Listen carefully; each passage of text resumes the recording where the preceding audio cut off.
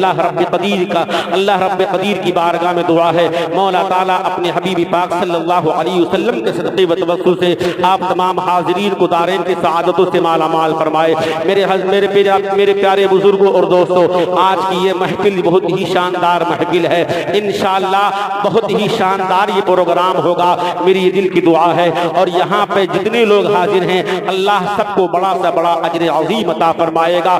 میں نے خطبہ مسنونہ کے اندر بہت ہی مشہور و معروف آیت کریمہ پڑھا ہے، اس کے متعلق کچھ عرض کرنے سے پہلے میں آپ سے بات یہ کرنا چاہتا ہوں، اے میرے دوستو، آپ علماء کرام کے دامنوں سے وابستہ رہو، علماء کرام کے کہنے پر اپنی زبان کو تو وہیں پر اپنے زبان کو ان کی زبان میں ملا لیا کرو، انشاءاللہ کامیابی آپ کی قدم چومے گی، انشاءاللہ زندگی اور آخرت دونوں سمر جائے گی۔ اگر آپ کامیابی چاہتے ہو تو علماء کرام کی باتوں پر عمل کرتے رہو۔ اس لیے میرے عزیز دوستو، یہ علماء وہ ہیں جن کو وراثت دی گئی ہے میرے نبی کی، سبحان اللہ، اللہ اکبر۔ میرے دوستو، علماء کرام جب آپ سے کہیں نماز پڑھیں تو انشاءاللہ کوشش کرو نماز پڑھنے کے لیے۔ جب ان علماء کرام کا حکم ہو کہ آپ جو ہے نیکیاں کرو تو نیکیاں کرنے پر آپ خرامہ تشریف لے آیا کرو۔ جب یہ کہیں میلاد کی محفل میں آ جایا کرو تو میلاد کی محفلوں میں چلے آؤ، اس لیے کہ علماء کرام ایک ایسی ذات ہے جو آپ کے ہر موڑ پر آپ کی رہبری کرتی ہوئی نظر آئے گی۔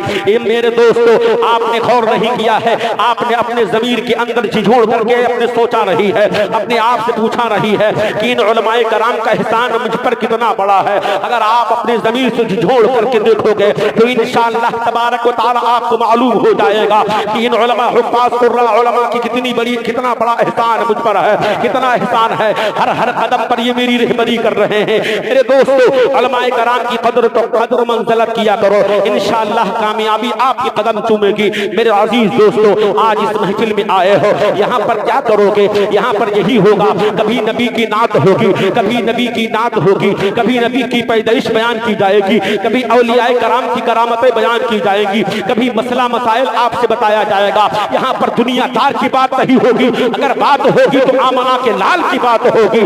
انشاءاللہ تبارک و تعالی اس محفل میں آیا کرو تو میرے دوستو آپ جاگا کرو، اپنی نگاہوں کو منبر پہ رکھا کرو، علماء کرام کے چہرے کی دیدار کیا کرو، اور جو خطیب یا علماء یہ خطیب خطاب فرما رہا ہو یا کوئی شاعر کلام پڑھ رہا ہو تو آپ غور سماعت فرمایا کرو اور سن کر کے سبحان اللہ کہہ دیا کرو۔ اگر کچھ نہیں جانتے ہو تو ماشاء اللہ کہہ دیا کرو، یہ بھی نہیں جانتے ہو تو درود پاک پڑھ دیا کرو۔ انشاءاللہ تبارک و تعالی یہ تمام اوراد و وظائف آپ کی نیکیوں میں اضافہ ہوگا۔ اوراد و وظائف جو پڑھتے ہیں اللہ تبارک و تعالی اس کے صدقے میں گناہوں کو مٹائے گا۔ اللہ اکبر، بات آئی ہے تو میں آپ کے سامنے درود شریف کی فضیلت بیان کر کے آگے بڑھنے کی کوشش کر رہا ہوں۔ اللہ اکبر، ایک مرتبہ کا واقعہ ہے کہ میرے آقا صلی اللہ علیہ وسلم کے پیارے دیوانوں، ایک ایسا شخص ہے جو گنہگار ہے، پاپی ہے، نہ جانے کتنی گناہ ہے اس نے زندگی کے اندر کیا ہے۔ اللہ اکبر، زندگی میں گناہ کرتے کرتے وہ چلا گیا۔ اللہ اکبر، جب وہ دنیا سے چلا جاتا ہے اللہ اکبر اللہ کے فرشتے آتے ہیں، اس کے اعمال کو تولتے ہیں، گناہوں کو تولتے ہیں، نیکیوں کو تولتے ہیں۔ اللہ اکبر، جب تولا جاتا ہے نیکیاں کم پڑ جاتی ہیں، گناہ زیادہ ہو جاتا ہے، نیکیاں کم پڑ جاتی ہیں، گناہ زیادہ ہو جاتا ہے۔ جہنم کے فرشتے آتے ہیں، پیر میں پیڑیاں ڈال دیتے ہیں، ہاتھ میں ہتھکڑیاں ڈال کر کے جہنم کی طرف گھسیٹتے ہوئے لے جانے کی کوشش کرتے ہیں۔ وہ نوجوان جو گنہگار تھا، جو دنیا سے چلا گیا تھا، وہ مڑ مڑ کے دیکھ رہا ہے، مڑ مڑ کے دیکھ رہا ہے، کبھی داہنی طرف دیکھ رہا ہے، کبھی بائیں طرف دیکھ رہا ہے، کبھی آگے دیکھ رہا ہے، کبھی پیچھے دیکھ رہا ہے۔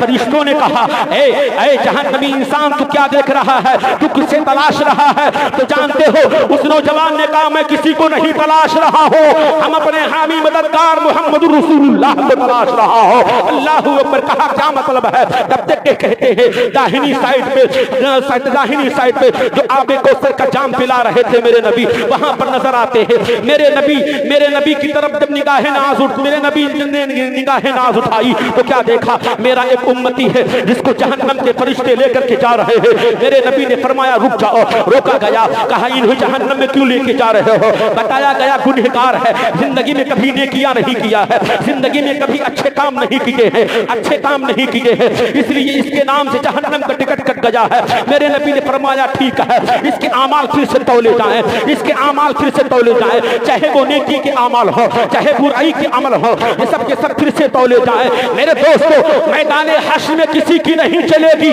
اگر چلے گی تو محمد رسول اللہ کی چلے گی۔ میرے نبی نے فرمایا پھر سے اعمال کو تولے جائیں۔ نبی کا حکم ہوتا ہے، اللہ کے فرشتے سے اللہ کے فرشتے بارگاہ مولا میں عرض کرتے ہیں پروردگار عالم، یہ محمد رسول اللہ صلی اللہ علیہ وسلم کا فرمان عالی شان ہے، اس کو نگار آدمی کی نیکیاں پھر سے تولی جائے۔ اے پروردگار عالم، یہ آپ کی منشا کیا ہے، آپ کی مرضی کیا ہے؟ آواز آتی ہے، اے میرے فرشتوں، جو محمد کہے وہی مان جاؤ، جو میرا نبی کہے وہی مان جاؤ، جو میرا محبوب کہے وہی مان جاؤ، اس لیے میں نے محبوب کے لیے سب کچھ بنایا ہے۔ اللہ اکبر، پھر سے نوجوان کی نیکیاں تولی جاتی ہے، اللہ اکبر، پلے میں رکھ دی جاتی ہے، جیسے پلے میں رکھی گئی۔ میرے نبی نے اپنے کرتے مبارکہ کے اندر ہاتھ ڈالا، اور ہاتھ ڈالنے کے بعد میں پرچی چھوٹی سی نکالی، اور نکالنے کے بعد میں فوراً وہیں پر اس پلڑے میں رکھ دیا جس پلڑے میں نیکی تھی۔ اللہ اکبر، جیسے ایک چھوٹی سی پرچی کو رکھنا تھا، نیکیوں کی نیکیوں کا پلڑا بھاری ہو جاتا ہے، اللہ اکبر، نیکیاں زیادہ ہو جاتی ہے۔ ابھی جہنم کے فرشتے لے جا رہے تھے، لیکن جب نیکیاں زیادہ ہو جاتی ہے، اللہ کے فرشتے، جنت کے فرشتے آتے ہیں، انہیں دولہا بناتے ہیں، جنتی کپڑا پہناتے ہیں، جنتی لباس پہناتے ہیں، نور جیسی تاج رکھتے ہیں، اور گھوڑے پر سوار ہو کر کے جنت کی طرف لے کے چل رہے ہیں۔ وہ نوجوان کہہ رہا ہے رکو رکو، میں آگے نہیں جاؤں گا۔ کہا بتا تو جنت میں کیوں نہیں جا رہا ہے؟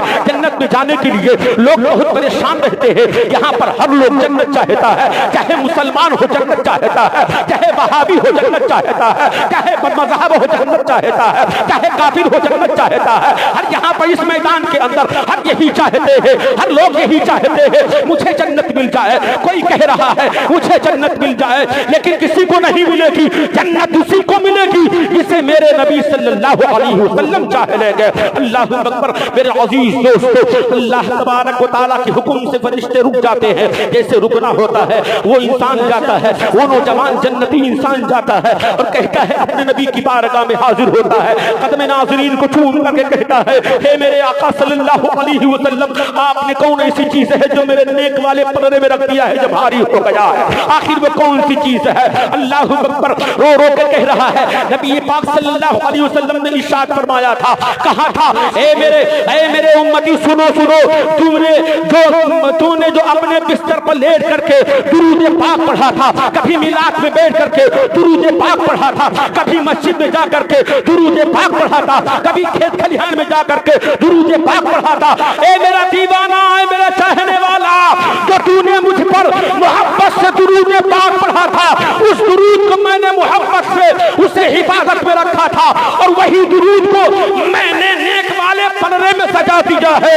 اللہ کے فضل سے درود کی برکت سے تیری نیکی زیادہ ہو گئی ہے، تو جنتی ہو گیا ہے۔ لہذا اے اس گاؤں کے لوگ، اے میرے عزیز دوستو، موقع ملے درود پاک پڑھ لو، جب بھی موقع ملے اللہ کو یاد کر لو۔ اللہ کو یاد کرنے سے اللہ نیکیاں عطا فرماتا ہے۔ لیکن آج کا نوجوان، آج کا بھولا بھالا مسلمان دنیا کے تمام خرافات میں پھنسا رہتا ہے، نیکیاں کرنے کی ضرورت نہیں سمجھتا ہے، نیکیاں کرنے کی کوئی ضرورت نہیں سمجھتا ہے۔ لیکن اے میرا بھائی سن لے، تو دنیا کے اندر جو نیکی کرتا ہے، یہ نیکی یہاں بھی کام آتی ہے، یہاں سے جانے کے بعد میں آخرت میں بھی کام آئے گی، قبر میں بھی کام آئے گی۔ آج کچھ لوگ ایسے ہیں جو یہ کہتے ہیں نیکیاں یہاں کرو گے تو یہاں نہیں کام آئے گی، وہاں کام آئے گی، اس سے میرا کیا فائدہ ہوگا؟ لیکن نہیں، اے میرے عزیز دوستو، نیکیاں کرتے رہو، بھلائیاں کرتے رہو، اچھائیاں کرتے رہو، عبادت کرتے رہو، روزے رکھتے رہو، عبادت و ریاضت کرتے رہو، اس لیے کہ جب بھی تمہارے گھر میں بلا آتی ہے،